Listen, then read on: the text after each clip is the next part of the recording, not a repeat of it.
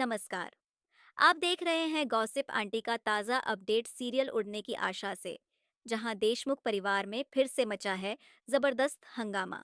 Episode की शुरुआत होती है सचिन के नए सपनों से।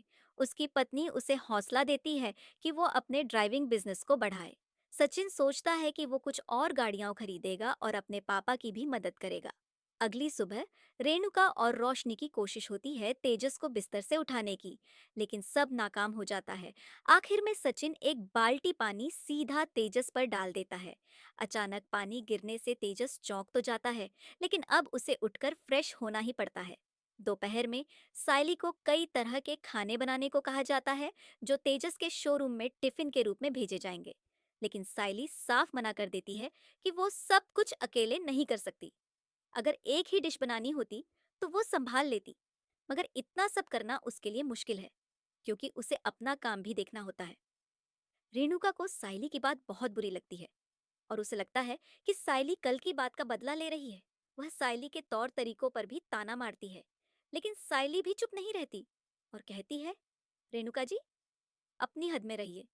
उधर सचिन ममता को कॉल करता है और कहता है कि जो ऐसी उसने देशमुख परिवार को गिफ्ट किया था, उसे वापस ले जाएं।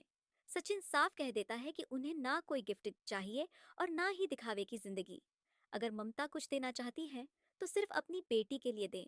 ममता और जॉय दोनों सचिन के इस व्यवहार से चौंक जाते हैं।